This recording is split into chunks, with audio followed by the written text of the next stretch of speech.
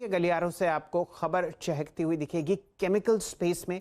और यहाँ पर हमारे सहयोगी आलोक प्रियदर्शी जी आपको कुछ अहम डेवलपमेंट्स लाते हुए दिख रहे हैं जो केमिकल इंडस्ट्री के लिए राहत का काम करते हुए दिखेंगे। आलोक जी, स्वागत है आपका।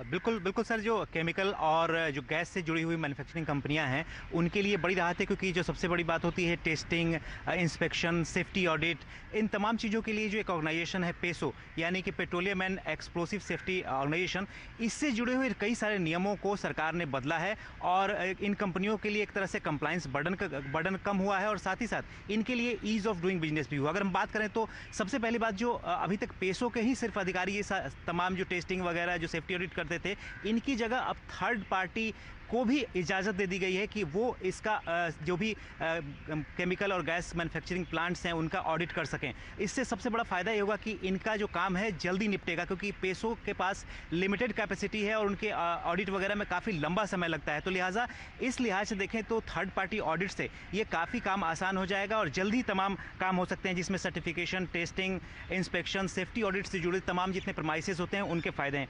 इसके अलावा देखें तो ये कहा गया है कि जो एनओसीज लेने की जो समय सीमा है उसको घटाकर 2 महीने कर दी गई है। तो ये भी एक बड़ी राहत है। और साथ ही साथ जो अधिकारी जो थर्ड पार्टी एजेंसी के होंगे, उनके जो नियम कानून थे कि जो 10 साल के एक्सपीरियंस होना चाहिए, उसको घटाकर 5 साल कर दिया गया है। तो ज़्यादा अधिकारी अवेलेबल होंगे इनके इंस्पेक्शन के लिए।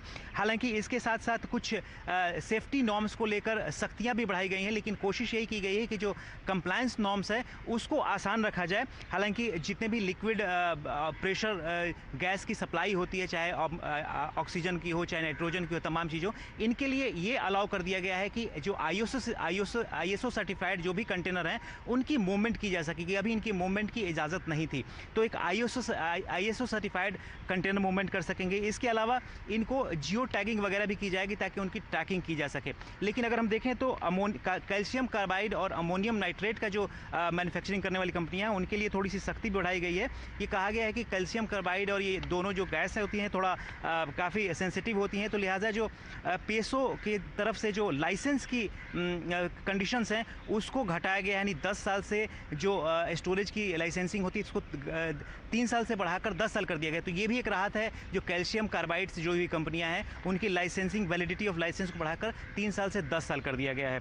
इसके अलावा जो अमोनियम नाइट्रेट है, इसको लेकर भी कहा गया है कि चूंकि बेरूत वगैरह में कई सारे बम धमाके हो गए थे अमोनियम नाइट्रेट के प्लांट वगैरह में, तो उसको लेकर थोड़ा सेफ्टी नॉर्म्स बढ़ाया गया है। कहा गया है कि पोर्ट्स के 500 मीटर के बाहर ही तमाम स्टोरेज वगैरह भी की जा सकें, और साथ ही साथ इनको जियो टैगिंग वगैरह भी करें और तमाम सेफ्टी का इंस्ट्रक्शन रखें। लेकिन कुल मिलाकर पेसो की तरफ से जो ऑडिट और तमाम चीज़ें होती हैं उनको लेकर काफ़ी बड़ी राहत सरकार की तरफ से, डीपीआईटी जो डिपार्टमेंट है उसकी तरफ से आती हुई दिख रही है।